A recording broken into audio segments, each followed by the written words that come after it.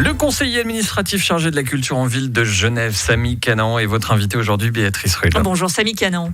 Bonjour Béatrice Ruhl. Merci d'être sur Radio Lac ce matin. La bonne nouvelle, c'est donc que la ville a attribué l'organisation de la revue pour les éditions 2021-2022. C'est un groupe d'humoristes produit par Frédéric Hall. On va revenir sur ce choix dans un instant. Mais tout d'abord, est-ce que la ville a hésité à poursuivre le financement de cette revue après les différents tourments de ces derniers temps ?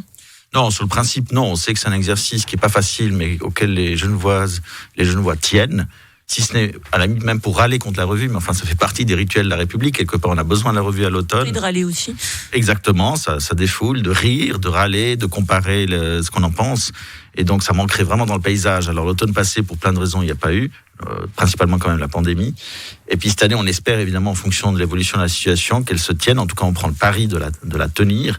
Et il fallait trouver une équipe qui puisse, en quelques mois, c'est très court, vous devez faire toute l'écriture, vous devez maintenant tout monter, puis trouver l'argent. En quasiment 6 mois là maintenant. Oui, c'est extrêmement court, d'où le choix d'une équipe extrêmement expérimentée, avec la relève qui en fait partie. Donc l'équipe en question, elle est menée par Frédéric Hall, bien connu des Genevois, qui a notamment organisé la fête des vignerons. Alors il y a des grands noms de l'humour, Laurent Désus, également Claudie Inga Barbet. Ça comptait aussi d'avoir des têtes d'affiche. C'est un bon équilibre. Il y a des têtes d'affiche expérimentées. En plus, on a veillé à ce que ce soit proche d'une parité, parce qu'il y a Claudine Barbet, il y a Capucine Lehmann, il y a aussi une chorégraphe expérimentée, Mena Volio.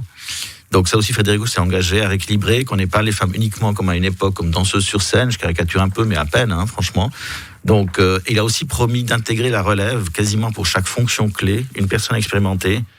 Et pour le métier équivalent, scénographe, auteur, autrice, etc., des jeunes de la relève, parce qu'à Genève, on a en plus un vivier exceptionnel de jeunes talents. Alors, la dernière organisation, elle avait été épinglée pour négligence avec l'utilisation de l'argent de la ville pour éponger des dettes. Est-ce que vous avez pris des mesures pour vous assurer que cette fois-ci, l'argent ira bien là où il doit aller ?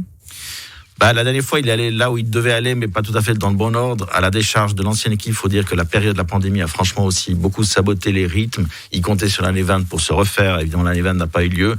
Donc, il y a une série de maladresses objectives. Ils ont reconnu, il n'y a pas eu de malversation au sens pénal. Mais c'est clair que c'était pas très malin, aussi par rapport à qui était payé en premier et en dernier, par rapport aux engagements aussi vis-à-vis des comédiennes et des comédiens dans une situation de crise. Après là, on a une équipe très expérimentée, évidemment qu'on les suit de près, c'est parce qu'on a suivi l'équipe précédente de près aussi qu'on a remarqué. Donc il y aura un droit de regard pour être... Toujours sur les subventions, il y a toujours des contrôles. Maintenant, il faut rappeler que la subvention, c'est important, mais c'est rien par rapport au budget global. 335 000 francs de subvention, c'est bien, mais sur un budget global qui approche 2 millions. Donc vous devez vraiment trouver l'argent ailleurs, la billetterie bien sûr, les sponsors, les mécènes, les coproductions, si vous faites venir des partenaires. C'est aussi pour ça que l'édition précédente manquait tellement. C'est pas avec la subvention, vous faites tourner l'équipe toute seule, ça suffit pas. Donc là, on a une équipe expérimentée, c'est aussi ça qui a dirigé la commission de préavis. Ils avaient plus de bons dossiers qu'on pensait, sincèrement. J'avais justement peur qu'avec la pandémie, avec la salle qui est disponible que 2 ans à cause des travaux... Il y en avait 7 candidats. Il y avait 7 candidats, 3 ont été retenus pour un deuxième tour, mais c'était plus que ce qu'on pensait. On était un peu inquiets, donc on avait un vrai choix. Et puis effectivement, l'équipe Frédéric Hall a clairement remporté la mise. Il y avait aussi l'équipe qui est proche du Costi Comedy Club, des jeunes talents, brillants. Effectivement, pour tenir 3 mois avec 6 mois de préparation, donc je pense qu'ils vont revenir un jour. C'est un peu par inexpérience finalement. C'est-à-dire qu'il faut savoir où trouver l'argent. Donc ça, c'est une expérience précieuse. Mais Frédéric Hall s'est engagé vraiment par écrit à soutenir cette relève.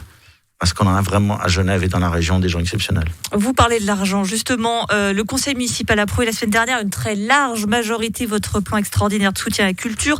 3 900 000 francs avec des bourses de recherche pour soutenir les acteurs de la culture, des subventions urgentes pour les entités culturelles et des projets de valorisation et de diffusion du travail des artistes. Bref, un plan très important. Certains vont dire que quand la ville veut trouver de l'argent, elle sait où le trouver. C'est une question de priorité. Aujourd'hui, on a dans ce secteur une crise qui touche en particulier les personnes à titre individuel. C'est un savoir-faire, c'est des métiers. On ne fait pas la charité, là. On préserve un secteur qui doit être capable de recommencer à travailler pleinement le jour où cette crise sanitaire passe. Et si on les laisse tomber, vu leur système de revenus intermittent, ils passent à l'as. C'est-à-dire qu'il n'y a ni assurance chômage, ni perte de gains. Et le dispositif fédéral a bien fonctionné pour les entités culturelles, les institutions, les théâtres, les festivals, beaucoup moins pour ces personnes.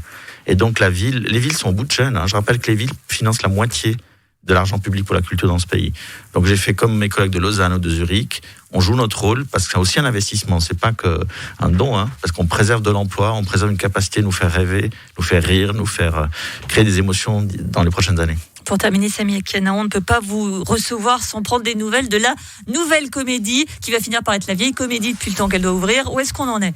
Il se trouve que je l'ai visité ce lundi avec la commission des arts et de la culture du conseil municipal. C'est la première fois que je la visite depuis qu'elle est terminée. Car elle est terminée. Elle est terminée, il y a les dernières retouches, mais l'équipe est dedans, travaille d'arrache-pied. Les comédiens et les comédiennes sont dedans et travaillent. C'est exceptionnel. Et j'espère que prochainement, on pourra faire des journées portes ouvertes. Les vrais spectacles commenceront cet automne. Il y aura des petits spectacles avant. Franchement, on peut se réjouir. Ouverture donc pour cet automne 2021 pour la nouvelle comédie. Je viens de préciser 21. Automne 2021 pour la revue, toujours au Casino Théâtre. Merci beaucoup, Samy Kenan, conseiller administratif chargé de la culture en ville de Genève. Merci à vous.